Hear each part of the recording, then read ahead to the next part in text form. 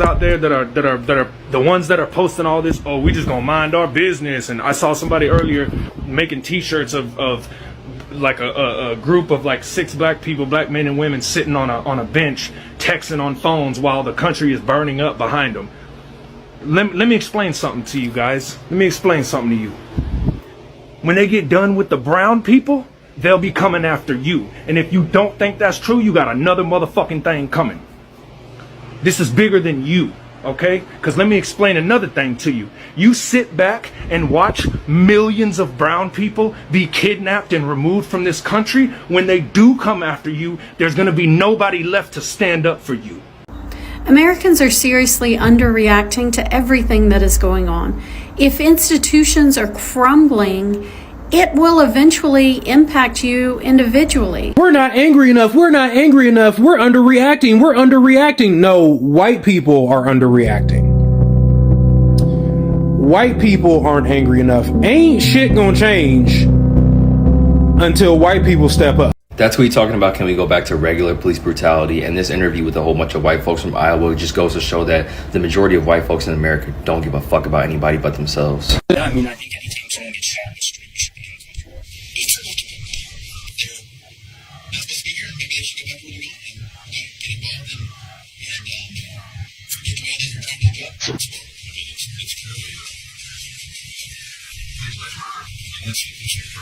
Legalized murder in America has been going on since its infancy. It was founded on it, bruh. Like, this is our origin. This is our culture in America. Well, white culture in America, excuse me. And the more that you try to deny this history in the United States, the more likely it's going to happen again. You know what I'm saying? Because, like, it's not even a cycle at this point. They're just going back into the playbook and running the same plays over and over again. Like, it's not a cycle. It's a continuation of what's going on. You know what I'm saying? They find different ways to make these tactics work for them and to terrorize people. They gonna talk about something black people ain't angry enough. We was, but when we was so angry, y'all didn't give a fuck. And now y'all want us to be angry for y'all now. That's crazy. White people, y'all not angry enough. They done took 2 of y'all people. They, as in those slave catchers, have taken 2 of y'all people. What y'all gonna do? Hi everyone, welcome back to my space, and if you are new here, please subscribe. For generations, many white Americans were taught one thing, that the system will always work for them. Not perfectly, not fairly for everyone, but for them at the very least. So now, when policies backfire, protection disappear, jobs vanish, and institutions turn cold, the shock isn't about pain alone, it's about betrayal. Because the system they defended, voted for, excused, and enforced is finally doing to them what it has always done to others. And they were never prepared for that reality. Since the arrival of Christopher Columbus and the beginning of slavery, it really hasn't been a moment where Black Americans were not angry. So to be mad is an understatement. What the world has witnessed happening in Minnesota has been the Black American experience since the arrival of the colonizers. And I'm not saying this to demean the sufferings of any other race in the United States of America. It's just that when you say we ain't mad enough, again, who the fuck are we? Because being mad for many Black Americans is an understatement. I saw this tweet and I couldn't believe my eyes. It's absolutely ridiculous. So unless something starts to affect white people, some of them don't pay attention. Someone actually tweeted this: get back to regular police brutality. Where's the humanity? It's so unfortunate what happened to Alex Perty and Raina Nicole Good, but people have forgotten that there were other people before that. There was Kip Porter to start with. But everyone's going on about Alex Perty and Raina Nicole Good. It's so sad what's happened to both of them. But people only always remember the victims when they're white and start to pay attention and caring when the victims are white.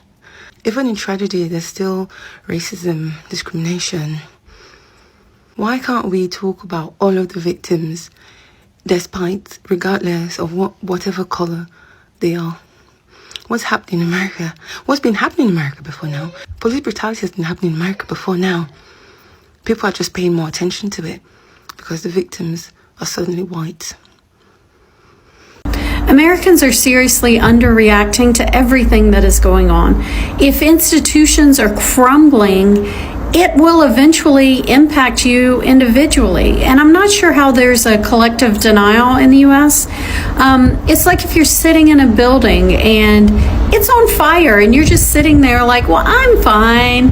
It won't actually impact me. I mean, sure, those people over there are getting burned and these people are getting burned and they're running around acting crazy, yelling, everything's on fire. But I'm fine. I mean, nothing can touch me. I was born here. If you inherited $200 million from your daddy's real estate empire, you sure as hell are not a self-made anything or a rugged individual. You might want to write that shit down.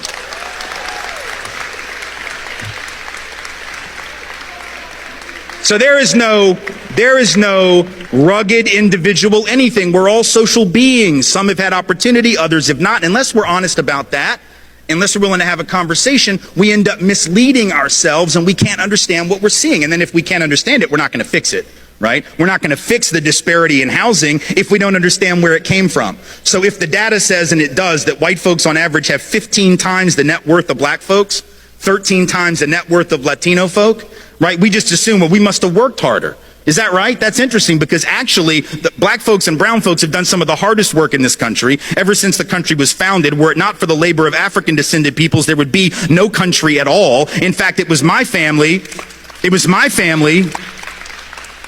white slave owning family in the South that got black folks to do all the hard work because we were lazy asses and didn't want to work at all. White folks in the South on the plantation used to want to sit on the porch and drink mint juleps and have carriage rides rather than work, while black folks did all the real labor. And yet we decided that black folks are lazy, which I find fascinating. Right? And then people write to me and say, well, these black people, they're just taking all the jobs. Okay, which is it, precious? Because it can't be both. People of color can't take all the jobs and be lazy. I don't ask much of racists because I expect very little. But you cannot be lazy and take all the jobs. Are we at least clear on that? Like if you took all the jobs, you were like the opposite of lazy. If you are indeed lazy, you probably did not even take one job, let alone all of them. So I just need racists to get their damn story straight. That's all I ask. I just don't like moving targets. That's all. Right? But if I don't tell my daughter the truth, she defaults to the position of the culture, and then she can't understand what the problem is. The same is true with policing. You can't understand the Black Lives Matter movement and the importance of it if you don't know the history and the relationship between law enforcement and black and brown peoples. If you understood that history, you wouldn't ask one question about why this movement is necessary and why it's righteous. If you knew that history, but you don't know it, and it's not your fault. You weren't supposed to know it, and nobody taught it to you, right? So you don't have to know that modern policing traces back to slave patrols.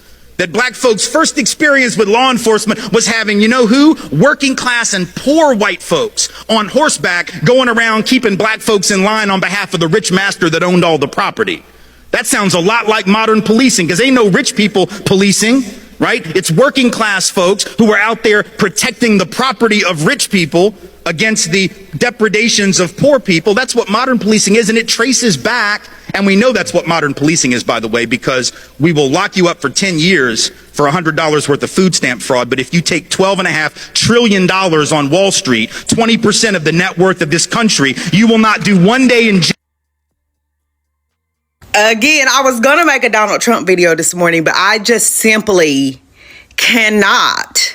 Like, this is not funny. This is not funny. And the biggest thing that I'm having a problem with right now is that we're not holding white people accountable enough for me. Okay, because this is y'all's mess. The white men and their fragile egos, what Donald Trump is doing right now with trying to deploy the military against the U.S. citizens, trying to make himself the dictator, bringing in fascism. We've seen all this before. We've seen Hitler. We've seen Putin. We've seen different leaders come in and utilize these same tactics. This stuff is not new, but we all are not outraged enough for me. And part of the problem is that the Christian church is supporting this, okay? We're not holding our brothers and sisters in Christ accountable. We're not holding the white Americans accountable. We had 6 mass shootings over the weekend, all white men, all filled with rage and hate. And we're acting like that the danger in our cities is minorities and immigrants. It is white men. It is the male fragile ego. It is patriarchy that is putting this country under attack. And we're acting as though it's business as usual. We're like, oh, rent still due. Oh, I still gotta be at work. Oh, y'all not coming to my kid's birthday party. Like, when are we going to wake up and actually stand against this? And it is the white people's responsibility. I'm not saying black people need to take to the streets. We did what we were supposed to do. We did not vote this person in, but at the same time, we have to plan for when the white people fail us, as they often do, as they always do. What are we going to do about the country crumbling and about tyranny and fascism coming in? Because we're going to be the sacrificial lambs, as we always are. We have to start thinking about having our own things. We have to start thinking about when the country fractures. This has happened over every civilization. Like, at some point we'll crumble, and we're acting like America is beyond crumbling because of our own delusional ego. But at the same time, what about the future of our children and our children's children? Like, can y'all get out of church long enough to wake up and figure out what are we going to do when Jesus doesn't come back and save us and the world is still crumbling? We're not looking for solutions. We're just waiting to be rescued. And the cognitive dissonance is killing us. We're still supporting evangelicals who voted for Trump, who are standing up for Donald Trump, and we're not drawing a line in the sand. In our churches right now, we're sitting next to and waving hands with people who are voting for and are supporting Donald Trump. We're not standing. We're talking about if CeCe Winans didn't make it, then the rapture didn't come. CeCe Winans voted for Donald Trump. CeCe Winans stands for Donald Trump. Huh? Okay, when are we going to admit that our theology is flawed, our politics is flawed, our policies are flawed? Y'all got CeCe Winans on a pedestal of Christianity. She supports Donald Trump. When are we going to draw the line? Maybe, just maybe what we have been told has been a lie. Maybe what we have been taught has been flawed, and it's time for us to rethink some things, because we're coming to a fast and furious end. Hello. Are y'all not seeing what's going on in the world today? Are y'all just too busy worrying about whether you're going to get a sew-in for the fall or not? Like, child, just for shits and giggles. And if you follow me, you already know my stance on this, but I'm going to ask anyway. For all those people that are complaining that black folks are resting, just for shits and giggles,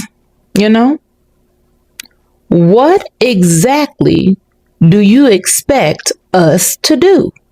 No, seriously, I'm not playing. I really am not. What do you expect black folks to do? What's the magic potion? What's the secret sauce? Because let's be clear, we've been out there. We've protested. We've organized. We've called senators. We've called state representatives. We've voted over and over and over again. Often, while the rules changed to stop us. And in each one of those scenarios, we were always threatened and enforced with violence. But we still voted. We still protested. We still showed up in record numbers. Where were y'all? But I digress. What do you expect black folks to do out there? We've done all the things. And guess what? We've been experiencing what's happening now. Notice I said been. We still are. It never stopped. We've been experiencing this since the foundations of this country. It never stopped. So we changed the strategy this time. We trying something new. Setting our asses down. It's y'all turn. Yeah. Because every time things get bad, everybody turns around and looks for the reinforcement. Where the black folks at? What we gonna do? As if we haven't given generations of our bodies, our voices, our safety. Shit, y'all just downright ungrateful. Yeah, you are. Want us to keep giving. So when you come up with a different strategy, something strategic, something that actually disrupts power, when you actually get angry enough, organize. Because we know you know how. When all of that happens, let us know. Because we still ain't seen it. But until then, I'm going to keep choosing joy as resistance, rest as resistance, and most importantly, I'm going to keep building in my community. That's not quitting, baby. That's choosing life. And baby, y'all just going to have to get used to it. All right, good people. Drink your water. Stay rooted, real, and knowledgeable. And mind your black business. Happy Black History 365. And I'll see you next time. Ever wonder why black people don't speak up when we experience racism? Spoiler alert, it's not because we're shy. It's because somehow we always get punished for telling the truth. Wild. That part. Here's the thing. We're told to speak out. Every time there's an issue, someone always says, just say something. But when we do, suddenly we're too angry or too sensitive. Because apparently, white discomfort is way more important than our basic human rights. Weird how that works, right? Because here's the truth. Every time we speak up, we risk our jobs, our safety, our mental health, and don't even get me started on the emotional labour of it all. And for what? For white people to act shocked or oppressed when they're called out? Nah. So when we stop explaining, when we stop teaching, suddenly it's, why are you so angry? Make it make sense. Black people are done teaching. We've been explaining this for decades. Now it's your turn to listen, learn, and act. Hit that follow button, because if you're not listening, you're missing out. This is where the real conversation starts. Don't get left behind. Y'all ain't mad enough. You're not quite taking this serious yet. I think there's still a little denial out there amongst so many of you. Congratulations. 7 million people showed up for No King's Day. But why didn't 7 million people show up the next day? And today? And tomorrow? Y'all ain't mad enough. 7 million people, one day a month, isn't gonna put the fear in them. Y'all ain't mad enough. Y'all calling for general strikes, but you need unions to organize that. They have the power to shut down vital functions in this country. Well, and that's even with the unions we have left, because so many of you said you didn't like unions. Now look at you. Y'all ain't mad enough. See, you said you were mad when you saw innocent lives being destroyed in Palestine. Bombs hitting schools and hospitals. Said you were mad when y'all ain't mad enough. All jokes aside, y'all, like, we joking and playing about this whole Montgomery thing, but has anyone heard from the white people? I'm gonna need one of y'all go check on them, because I ain't heard a mumbling word. Y'all know what happens when white people get quiet and stay in their room. Okay, Tom? Like, what you building in there? We out here with folding chairs, and Tom probably in there building a bench. Y'all be safe out here. A lot of people got mad at me when I said this is not black people's fight and that we're on a couch for a reason. And I just want to remind you guys of something. This is a projection of the 2024 presidential election exit polls. And when I say this is not black people's fight, I say that because 85% of black people voted for this not to happen. And when you look at all the other races, you can tell that there's a significant amount of votes that could have stopped this from happening. When I said that y'all wasn't out there fighting for us, I'm not talking about the 41% of YT people. I'm not talking about the 52% of Hispanic Latino. the 54% of Asian, the 42% of POCs. I'm not talking about y'all. I'm talking about the 57% of YT people that voted for this and the 2% of YTs that voted for somebody completely else. I'm talking about the 46% of Hispanic Latino people that voted for this. 46%, that's dang near 1 in every 2 Hispanics who voted for this. I'm talking about the 39% of Asians. That is a significant amount for this projection. This other is POCs, and this is what gets me, is that y'all lump black people and POCs together. No, we are not together. 54% of POCs voted for this. 54%, that is literally 1 in every 2 POC who voted for that. And don't get me wrong, there's not words created to show how bad I feel about everything that's going on right now. And even though I'm saying this is not our fight, I'm still doing everything I can to show the injustices of what's going on right now. But to say that there aren't enough black people out there protesting right now is absurd to me, because we've been fighting, we've been trying to tell you guys about the injustices of what's going on, and you guys are just now seeing it. So yeah, I still stand on what I said, that black people need to be on the couch and this is not our fight. But let me know what you guys think. I'll see you in the next one. For decades, whiteness functioned like an unspoken insurance policy. Not wealth, not intelligence, not efforts, just assumed belonging. Even poor white Americans were promised something powerful. At least you are not them. At least the law sees you. And at least the system won't chew you up. That promise created loyalty to institutions that were never humane, only selective. Now that selectivity is shrinking and people are realizing too late, the system was never loyal, it was transactional. Marginalized communities, especially Black Americans, have been warning everyone for decades. The system does not love you. Power does not care about loyalty, and if it can discard us, it can discard you. But those warnings were dismissed as playing the victims, being dramatic, and complaining too much. Now the same policies once cheered are landing on different doorsteps, and suddenly the language changes from law and order to this is not what we voted for. So here's the uncomfortable truth. System built on punishments, exclusion, and control do not stay targeted forever. Once cruelty becomes normalized, it spreads. Once right becomes conditional, they shrink. And once empathy is removed from policy, nobody is safe. What's happening now is not chaos, it is consistency. The same tools used against immigrants, Black communities, the poor, and the sentenced are simply being expanded. And expansion was always the end game. Let's be honest here.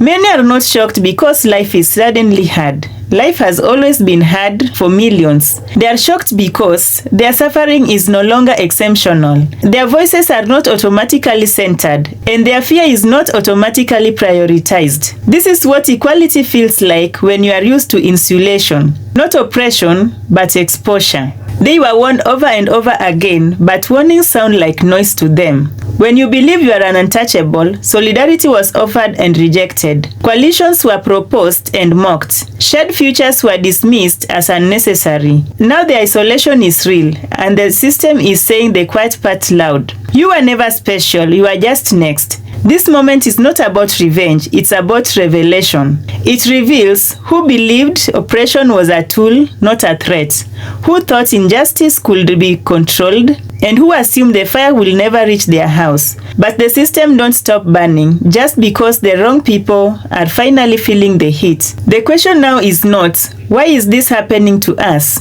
But the real question is, why did we ever think it won't happen? Because once the system is built without compassion, it doesn't run out of victims, it just runs out of excuses. And shock won't save anyone. Thank you for watching. This is Mercy Realities.